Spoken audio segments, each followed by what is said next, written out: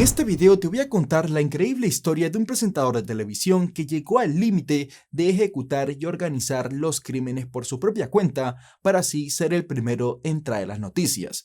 Todo esto puede sonar poco práctico e irreal, pero en realidad este hombre hizo esto para ganarle a la competencia, y esta es la vida de Wallace Souza, un hombre que vino de las favelas de Brasil y llegó hasta lo más alto, llegando a ser catalogado como un superhéroe por su aparente lucha contra el crimen y por su dedicación en llegar a ser el primero en traer las noticias al pueblo. Pero la realidad de cómo Wallace lograba tener información a la que nadie tenía acceso hace que esto sea uno de los casos más oscuros en la historia de Brasil. Hey, ¿qué tal? Yo soy Fusgo y este es el caso de Wallace Souza. El 12 de agosto de 1958, en Manaus, Brasil, nació Wallace Souza. Wallace se criaría junto a sus padres y hermanos en una favela. La familia tenía escasos recursos, pero eso no evitaba que tuvieran una buena relación entre ellos y siempre andaban unidos. Wallace de pequeño se la pasaba muy bien jugando con sus hermanos, pero con quien más disfrutaba pasar el rato era con su hermano mayor llamado Ulises. Pero lamentablemente para la familia Souza, a principios de los años 70, Ulises perdería la vida por una sobredosis de sustancias. Este evento marcaría mucho a Wallace, quien empezaría a detestar a quienes trafican estas sustancias, cosa de la que le era difícil escapar, ya que vivía en Manaus y esta es una de las ciudades con mayor criminalidad en Brasil, ya que tiene cercanía con la selva del Amazonas, convirtiéndola en una de las principales rutas de venta de estupefacientes, cosa que hace que en la ciudad hayan frecuentes enfrentamientos entre pandillas que luchan por territorio. En 1979, a la edad de 21 años, Wallace se convirtió en policía y con mucho esfuerzo, estudiando a la vez que trabajaba, pudo estudiar en la Universidad São Luís Gonzaga, donde obtuvo un título en negocios. Wallace también vio un curso de estudio del comportamiento humano en otra universidad, luego se casaría y tendría 4 hijos, y con esto su vida parecía ir por el camino que todo padre quiere para su hijo.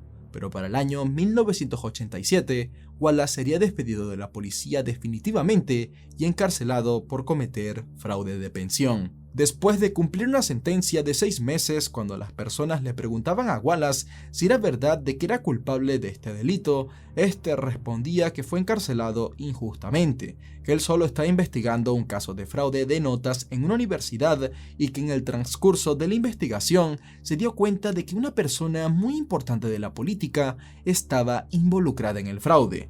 Así que por temor a que esto salga a la luz, la policía lo detuvo porque sabía demasiado, y él quería seguir investigando este caso.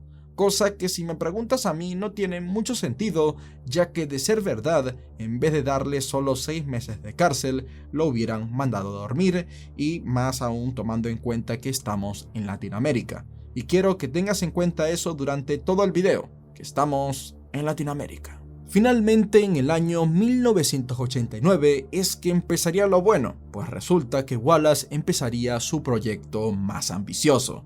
Era el crear un canal de televisión nacional llamado Canal Libre. Sí, está escrito así como lo ves en pantalla. Crear un canal de televisión no es una tarea fácil, pero Wallace había conseguido muchos contactos en su carrera como policía y sus conocimientos en los negocios le facilitaron el conseguir inversionistas. Cuando este programa estaba empezando, su programación se basaba mayormente en noticias llevadas al extremo como para hacerlas lo más sensacionalista posible, a la vez que todo tenía así como un toque de humor cutre.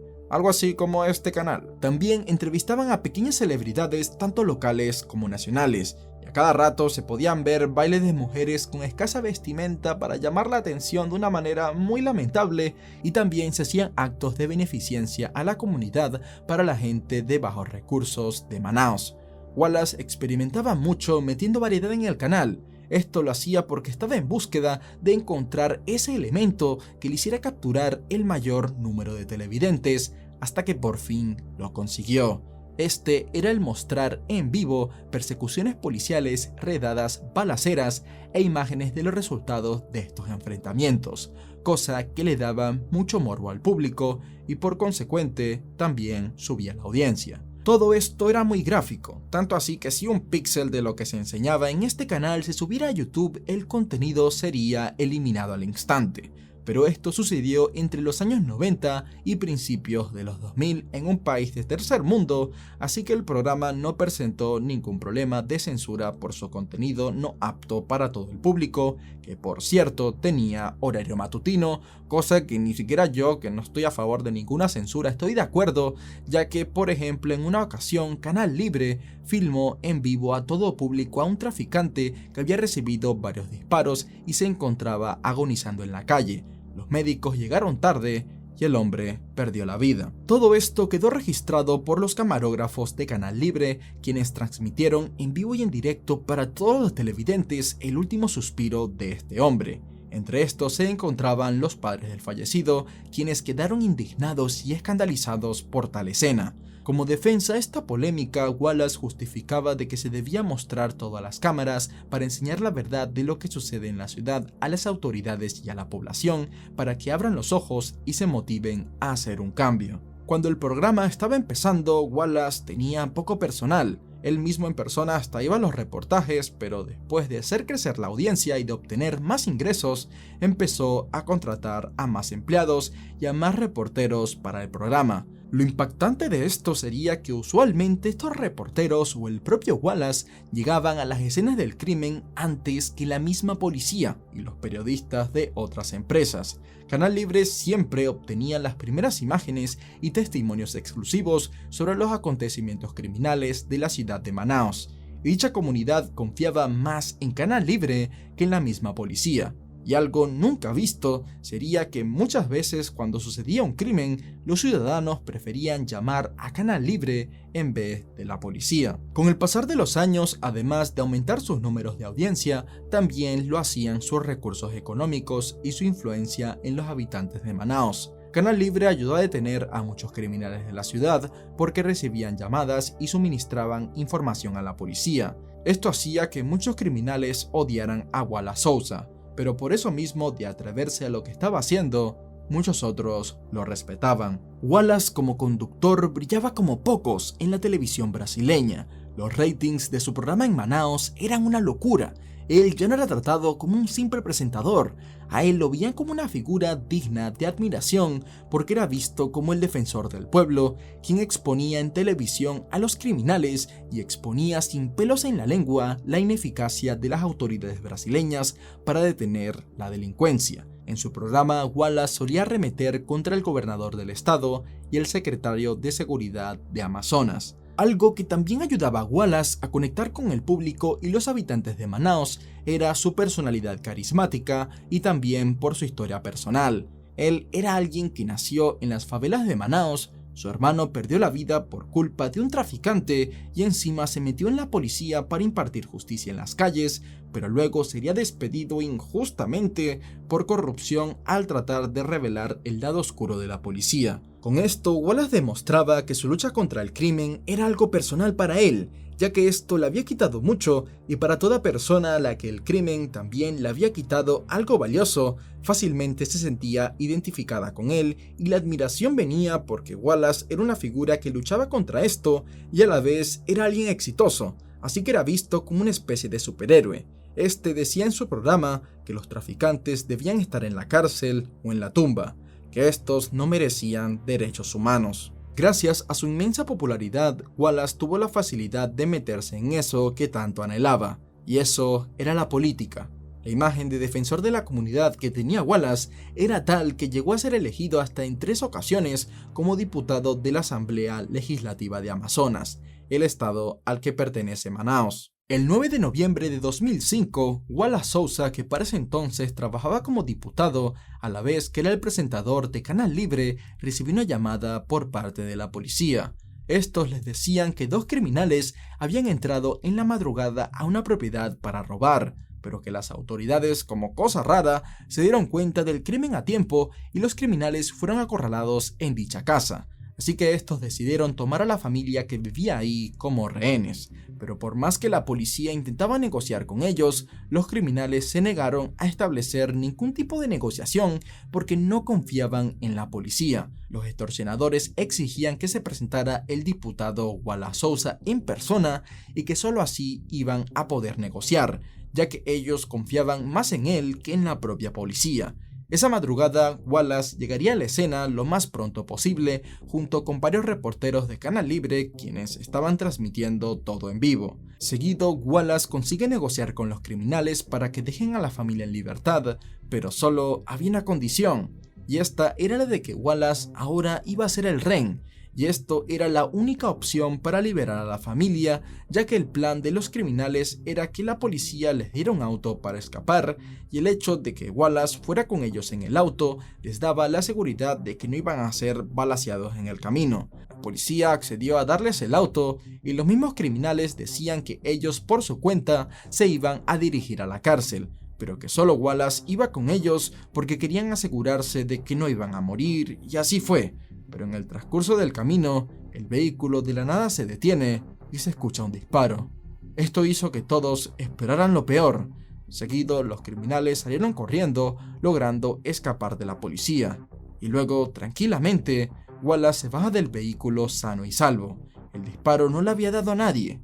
Y seguido de esto, Wallace fue directamente a la policía a dar detalles de los criminales para que les puedan capturar. Y todo esto, que normalmente sería algo nada más narrado por los que estaban en la escena y por las noticias de manera superficial, fue transmitido como primicia por Canal Libre. Este incidente no hizo más que dejar a Wallace con una mayor popularidad para él y su canal, ya que quedó como un héroe que estaba dispuesto a arriesgar su vida para salvar a los demás. Tras 19 años de fundar Canal Libre, Wallace se encontraba en su pico de popularidad y su posición política estaba en pleno ascenso. El sueño de Wallace cada vez se veía más cerca, y solo era cuestión de tiempo para que lo lograra. Este sueño era el obtener el puesto de secretario de Seguridad de Amazonas, pero lamentablemente para él, pronto empezaría su brusca e interminable caída. Una mañana de octubre del año 2008 en Manaos se hizo una redada por parte de la policía. Esta se veía como una redada más en una ciudad invadida por el crimen, pero en este operativo la policía detuvo a Moacir Jorge Pessoa, más conocido en el mundo del crimen como Moa. Moa era un ex policía militar que mientras estaba en la fuerza cometió 9 asesinatos y este tenía la fama de tomar las sustancias incautadas en las redadas para después venderlas. Y a todo esto se preguntarán, ¿cómo es que la policía sabía de esto y no lo arrestaron cuando aún estaba en la fuerza? Bueno, primero, esto es Latinoamérica, y segundo, entre bomberos no se pisan la manguera. En esta redada la policía incautó 2 kilos del polvito blanco que algunos se meten por la nariz y 2 rifles largos que eran ilegales en el país. Pero desde que la policía capturó a Moa, este inusualmente por lo despiadado que era, actuaba como muy desesperado y rogaba de que por favor no lo enviaran a la prisión de Manaos. Las prisiones de Brasil tienen fama de ser infames. Estas son 1000 veces más peligrosas para los reos a comparación de las cárceles de los países de primer mundo. Además, Moa clamaba tener muchos enemigos en prisión, pero él no le temía tanto a los que estaban dentro de la prisión, sino más a los de fuera. Más concreto, él estaba seguro de que su jefe lo iba a mandar a matar si él pisaba la cárcel por temor a que hablara de más. Él estaba seguro de que no importaba dónde estuviese su jefe, él tenía el poder suficiente para mandarlo a matar, así que Moa sentía que ya no tenía nada que perder y que por esto mismo él le dijo a la policía que estaba dispuesto a confesar y decir quién era el hombre para el que trabajaba. Todo esto si a cambio le brindaban protección como testigo. A todo esto los oficiales que lo escuchaban sentían que Moa estaba haciendo mucho drama, ya que lo veían como una cucaracha sin derecho a tener misericordia. Pero solo por curiosidad, un oficial decidió escucharlo, y todos se quedaron atónitos cuando Moa confesó que el nombre de su jefe era Wallace Souza. Seguido dijo que todo este tema de ser el defensor del pueblo era una cortina de humo, que en realidad Wallace lideraba una organización criminal sin nombre que tenía mucho poder. Seguido, la policía llamó al secretario de inteligencia para que interrogara a Moa. Este luego confesó que el presentador tenía el poder de decidir a quién matar, Casi todas sus víctimas eran traficantes o miembros de organizaciones criminales rivales, y Wallace de estas muertes sacaba el doble de beneficio, ya que como él era el que organizaba el crimen, sabía dónde iba a suceder y para allá enviaba a los reporteros de Canal Libre para ser los primeros en reportar el caso, y así subía la audiencia del programa. Viendo esto, Moa fue enviado a una prisión de la Policía Federal en vez de la civil por su seguridad como testigo. La policía no dudó en hacer público el testimonio de Moa, lo cual armó un escándalo y todos los medios centraron su atención en el caso. En un principio, Wallace aseguraba desconocer al tal Moa al sentenciar que jamás lo había visto en su vida. Esto lo declaró en varias ruedas de prensa y en la Asamblea Legislativa. Así que la mayoría de los habitantes de Manaos le creyeron, ya que ¿qué palabra tiene más peso? ¿La de un criminal como Moa o la de un hombre que lucha contra el crimen como Wallace? Pero contra todo pronóstico, estas declaraciones se vendrían abajo cuando la policía halló una fotografía en la que Wallace posaba alegremente en la piscina de su casa con Moa, y dicha foto fue publicada en los medios.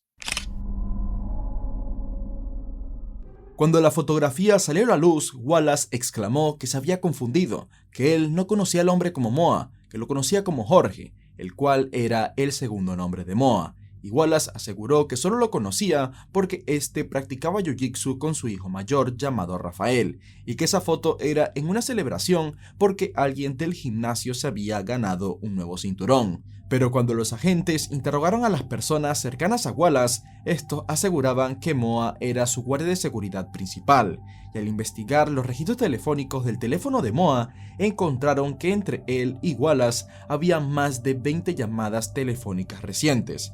También Moa tenía registro de conversaciones con otros empleados y gente cercana al presentador, así que no se podía negar que Moa conocía a Wallace de primera mano. Otra cosa que notó la policía es que muchos empleados de Wallace tenían historial criminal, y otros eran ex policías que fueron despedidos por cometer actividades criminales.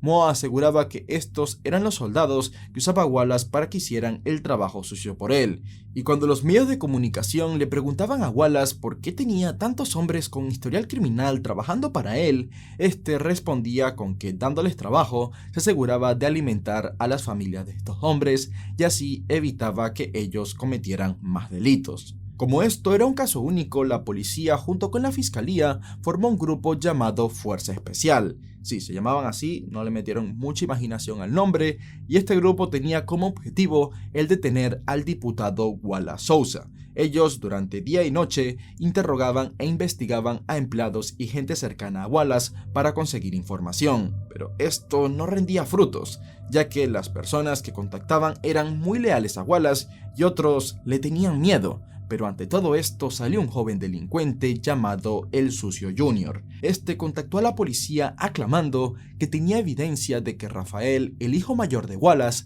estaba implicado en el asesinato de un traficante. Pero pocos días después de su intento de contactar con las autoridades, El Sucio Jr., a plena luz del día, fue asesinado a disparos mientras trabajaba en un taller de autos. Tras la noticia, la policía interrogó más intensamente a Moa sobre qué hacía Rafael, y según Moa, el hijo de Wallace era un criminal que podía asesinar y vender sustancias con total inmunidad debido a las conexiones de su padre, y el joven estaba posicionado como alguien poderoso en Manaos. Pero sin duda lo más escandaloso que había hecho Rafael era que hizo que uno de sus guardias de seguridad asesinara a un joven traficante llamado Bebetiño. Este era hijo de un poderoso capo de Manaos llamado Bebeto. Bebetiño fue asesinado a disparos en su auto cuando iba saliendo de un concierto, y como cosa curiosa, los reporteros de Canal Libre fueron los primeros en llegar a la escena. Rafael conocía muy bien a Bebetiño. Hay testigos que aseguran que ellos eran amigos e iban juntos a fiestas o a sitios de lujo, pero esta amistad se deshizo desde el día que Rafael robó un dinero que Bebetiño había obtenido después de vender sustancias. Bebetiño entró en cólera por la traición y planeaba vengarse, pero Rafael ya sabía las intenciones de su viejo amigo, así que lo mandó a asesinar antes de que éste lo hiciera. Bebeto estaba muy molesto por el asesinato de su hijo y quería represalias.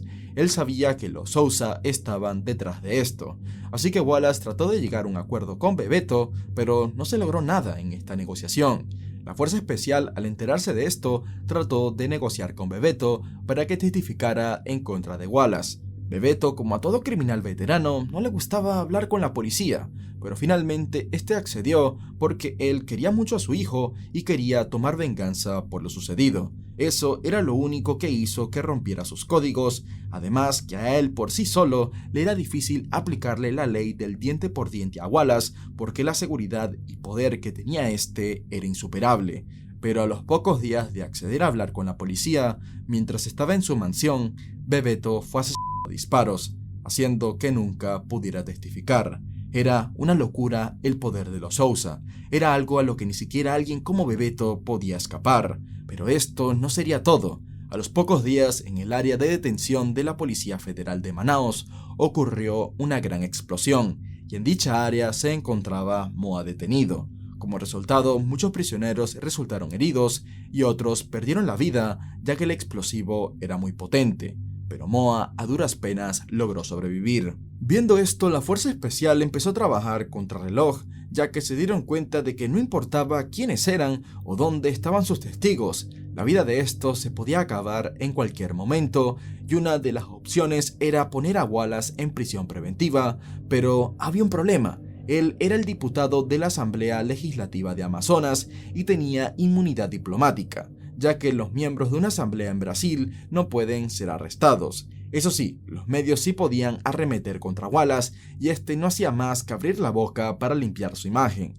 Lo que aclamaba era que sus adversarios políticos y la policía querían eliminarlo porque era adversario político del gobernador del estado del Amazonas y del secretario de inteligencia del estado. Finalmente, en abril de 2009, la policía, junto con miembros de la Fuerza Especial, sin que nadie se lo espere, registraron el domicilio de Wallace Souza. Este estaba escandalizado y entró en cólera, exigiéndole a la policía que detuvieran el registro ya que él tenía inmunidad diplomática. Él estaba seguro que lo que estaba sucediendo no podía ser, pero no contaba con algo. Cuando los oficiales se lo comentaron, Wallace no lo podía creer. Resulta que no podían hacerle un registro a él, pero sí a su hijo Rafael, quien aún vivía con Wallace para esos momentos. Y habían varias pruebas que acusaban a Rafael por asesinato y tráfico de sustancias. En dicho registro se encontraron grandes cantidades de dinero en efectivo no declarado. La suma era de $130,000. Digo, es una locura tener esa cantidad de dinero en efectivo que en un 90% estaba compuesto por reales y el restante estaba en dólares. Ante esto, las excusas de Wallace no paraban. Él decía que padecía de muchos problemas de salud y que usaba ese dinero para pagarle a los médicos. Pero la cosa no terminaba ahí. Resulta que en la habitación de Rafael, las autoridades encontraron un casillero que estaba cerrado bajo candado. Los oficiales le pidieron a Rafael que les diera la llave para revisarlo, pero este se hacía como el que no sabía qué había ahí y que se le había perdido la llave. Así que los oficiales decidieron ir en busca de unas tenazas y así lograron abrir el casillero, donde encontraron casquillos de balas y muchas armas ilegales. Pero lo más curioso de todo era una lista que contenía nombres de criminales notorios en la comunidad de Manaos que habían sido asesinados a disparos. Y por si no fuera suficiente, en los últimos momentos de estos criminales, los primeros en llegar a la escena fueron los reporteros de Canal Libre. Rafael se justificó diciendo que él usaba estas armas porque le gustaba jugar al tiro deportivo y que los nombres de estos criminales estaban en esa lista porque él quería así como que escribir un libro de crónicas de Canal Libre. Las balas encontradas en el casillero eran ilegales. Esto le sirvió a la policía como justificación para arrestar a Rafael y esta fue la gota que colmó el vaso para Wallace, porque el que se metieran con él le causaba estrés, pero el que se metieran con su hijo le produjo una gran depresión y su salud empezó a deteriorarse. La reputación de Wallace se mancharía aún más cuando se dio a conocer que tenía una gran amistad con un coronel de la policía militar llamado Felipe Arce, y Felipe se hizo conocido por hacer muchas de las redadas policiales en las que estaban los reporteros de Canal Libre, pero por esos momentos él estaba siendo juzgado por cometer varios asesinatos, por extorsionar a empresarios y por robar el dinero encontrado en las redadas. Vamos, que era todo un policía ejemplar. El hecho de que Wallace era un gran amigo de este coronel hizo que su credibilidad cayera aún más. Las noticias de que un presentador de un canal de noticias era la mente maestra detrás de los asesinatos que él mismo presentaba se hizo noticia a nivel nacional, pero después de que se convirtiera en noticia internacional, los medios no esperaron a que se hiciera un juicio. Ya Wallace Souza era tachado como un criminal, haciendo que su salud cayera en picada. Con los medios de comunicación y la presión por parte de la policía, el 1 de octubre de 2009, la Asamblea Legislativa realizó una votación para la destitución de Wallace Souza como diputado. Ese día, Wallace, vestido completamente de blanco, dio un discurso aclamando que estaba siendo perseguido injustamente por sus adversarios políticos y de que la Fuerza Especial no tenía ni una evidencia sólida contra él, que lo único que tenían eran testimonios de criminales, y después de leer un pasaje de la Biblia, Wallace se sentó y esperó a que terminara la votación. Hubo una multitud de personas apoyando a Wallace tanto dentro como fuera de la asamblea. Eran 23 los diputados con derecho de voto y se necesitaban 13 o más votos a favor de la destitución de Wallace para que ésta se hiciera efecto. Finalmente, la votación tuvo como resultado 16 votos a favor de la destitución y Wallace, cuando se enteró del resultado, entró en shock. Él ya no era diputado, ahora, a ojos de la justicia, era un ciudadano común y corriente sin inmunidad parlamentaria. Solo pasarían unas horas para que se efectuara la orden de arresto en contra de Wallace, y la policía de inmediato llegó a su casa para arrestarlo, pero Wallace ya no se encontraba ahí, este se había dado a la fuga. Viendo esto, la policía estableció varios puntos de control y la ciudad estaba completamente cerrada. Sus familiares y conocidos se negaban a dar su paradero, y así Wallace pasó a la lista nacional de fugitivos. Pasaban las semanas y nadie sabía nada de Wallace, pero un día, de la nada, se hizo noticia de que se había entregado a las autoridades. Resulta que Wallace, con sus problemas de salud, su vida corría peligro si andaba escapando de la ley, pero también tenía altas chances de morir si iba a la cárcel, porque a palabras de él se había ganado muchos enemigos. Así que llegó a un acuerdo con la Fuerza Especial de que se iba a entregar con la condición de que lo enviaran a una prisión especial y no a la común. El juicio contra Wallace fue muy complicado. La Fuerza Especial le señalaba como el autor material de muchos asesinatos de traficantes, pero ellos no tenían pruebas sólidas, solo testimonios de otros criminales. Por esto, el juicio solo se enfocó en un solo asesinato, y este era el de un traficante llamado Cleomir Bernardino, alias Kazula. Este era un traficante al que Wallace le tenía un cierto odio en especial. Resulta que Kazula era el que le vendía las sustancias a Ulises, el hermano de Wallace que falleció por una sobredosis. Moa en su testimonio aclamaba que Wallace fue el que planificó el asesinato de Kazula. Para este plan, Wallace alquiló el auto que se usaría para el crimen. De chofer del vehículo iba el conductor personal de Wallace, de copiloto iba Rafael y Moa iba en la parte de atrás. Cuando localizaron al traficante, Rafael simplemente se bajó del vehículo y le disparó varias veces, acabando con la vida de Kazula. Este asesinato fue en la calle a plena luz del día. En el juicio se presentaron 5 testigos que juraron ver a Rafael disparar a Kazula. Sin embargo, el juicio no pudo seguir de forma regular, ya que Wallace estaba tan enfermo que ni siquiera podía asistir a su propio juicio. Y el 27 de julio de 2010, a la edad de 51 años, Wallace Souza fallecería de un ataque al corazón, aunque de lo que venía sufriendo era del síndrome de Budd-Chiari, que es una extraña enfermedad que causa que coágulos de sangre obstruyan las venas que drenan el hígado. Esta forma de irse hizo que la imagen de Wallace se limpiara un poco, ya que saben a lo que me refiero, ¿no? O sea, muchas veces cuando alguien muere de esta forma se tiende como a alivianar un poco los males que hizo. Ojo, no estoy acusando a Wallace, simplemente estoy dejando las cartas en la mesa, y también, antes de terminar el video, te voy a comentar algunos argumentos que lo defienden. Una multitud de más de 1000 personas asistió al funeral de Wallace, pero este caso era tan grande e involucraba a tantas personas que pese al fallecimiento del protagonista, el juicio tenía que seguir como si nada para llegar al fin de este caso. Después de la muerte de Wallace, la Fuerza Especial consiguió a un nuevo testigo. Este testigo, a diferencia de otros, no tenía historial criminal y era una reportera de Canal Libre llamada Giselle Báez, quien declaró que cuando Wallace estaba presente en las redadas habían ciertas irregularidades. Como por ejemplo, Wallace, junto con la policía militar, planeaba las redadas de antemano, y cuando no conseguían sustancias ilegales en la escena, ellos mismos las plantaban. Hacían redadas también sin orden de cateo, y Giselle también fue testigo de que Wallace estaba presente cuando la policía militar estaba torturando a un hombre para que éste dijera la ubicación de una gran mercancía ilegal, y este hombre más tarde perdería la vida a causa de dicha tortura. Todo parecía encajar a Wallace como el único villano de todo esto, pero sin que nadie se lo esperara el día del juicio, Moa, el hombre que hizo que la reputación y vida de Wallace cayera en picada, declaró que todo lo que había testificado hasta el momento era mentira, que en realidad Wallace Souza era un hombre inocente, que todo lo que había dicho de él eran mentiras fabricadas por la Fuerza Especial, ya que había sido torturado por el director de inteligencia, y cuando le preguntaron por qué no había dicho esto antes, él respondió que al enterarse de la muerte de Wallace,